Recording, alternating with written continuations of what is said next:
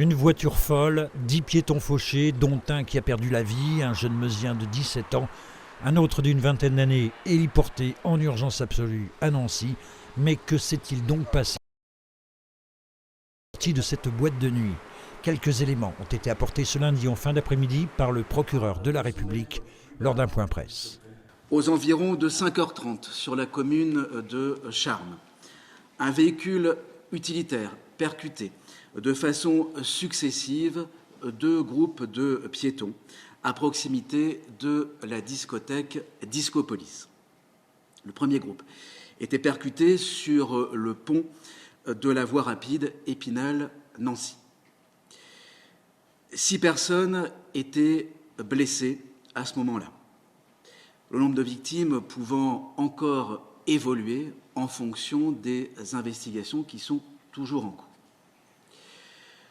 Le second groupe était percuté à 200 mètres plus bas de ce pont, à proximité du magasin Lidl.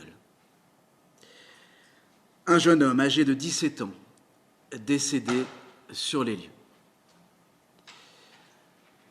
Un jeune homme âgé de 19 ans était transporté au centre hospitalier de Nancy. Son pronostic vital est actuellement engagé. 2 autres personnes sont également blessées à ce moment-là. Après avoir abandonné le véhicule accidenté, les 3 individus tentent de fuir mais sont interpellés puis placés en garde à vue pour des faits d'assassinat et tentative d'assassinat car l'intention criminelle semble désormais clairement établie. L'enquête permettait rapidement d'exclure la simple thèse d'un accident de la circulation et d'établir que le véhicule aurait percuté volontairement les 2 groupes de piétons. Par ailleurs, il ressortait de l'enquête qu'une altercation avait éclaté quelques minutes avant les faits entre les occupants du véhicule et les victimes. L'un des mis en cause aurait proféré des menaces verbales. L'intention de tuer paraissant établie par le comportement des mis en cause, la préméditation pouvant, elle, être retenue par les propos, les menaces qui ont été tenues quelques minutes avant les faits. Plusieurs heures après le drame, les gendarmes recherchaient encore des indices, notamment le téléphone portable de l'un des 3 occupants du berlingot, orienté en cela par quelques riverains. Et on voit encore les traces d'huile du véhicule et il s'est retrouvé, il a pivoté comme ça et il s'est retrouvé là. Un drame qui aurait très bien pu faire d'autres victimes encore. Ça roulait vite, ça roulait fort. Et déjà, je suis à 2 doigts de me faire frôler par la camionnette en question. Je suis passé à quoi, à 5 cm de son rétro. Je me dis, le petit coup de volant à côté, peut-être que c'était moi aussi qui n'étais plus là.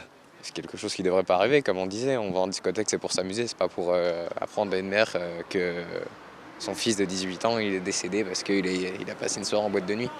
Le jeune homme, auditionné à la gendarmerie de Charmes comme une petite quarantaine de témoins, directs ou indirects, et qui, choqués, ont été pris en charge par une cellule médico-psychologique activée en mairie de Charmes.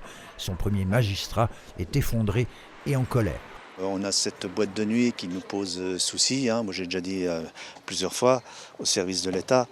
Et ça devient compliqué. Alors certes, jusqu'à présent, c'était que des dégradations sur la voie publique. Déjà ça, les riverains s'en plaignent, voilà, c'est tout à fait normal. Mais là, on arrive à un stade vraiment, c'est plus vivable, quoi. Il faut vraiment prendre le taureau par les cornes et prendre des bonnes décisions, parce qu'avoir une boîte de cette ampleur sur ma commune, c'est compliqué, quoi. La boîte, elle est réputée pour être numéro 1 du Grand Est, top 8 national. Vous pensez que ça draine beaucoup de jeunes. Mais que sait-on au juste du profil des occupants du véhicule, tous vosgiens? Les mis en cause sont âgés de 21, 22 et 25 ans. 2 d'entre eux sont connus de la justice pour des faits liés aux stupéfiants et à la circulation routière. Le 3e n'est pas connu de la justice. Ils seront présentés demain matin devant le juge d'instruction du pôle criminel d'Épinal en vue de leur mise en examen pour les faits d'assassinat et de tentative d'assassinat.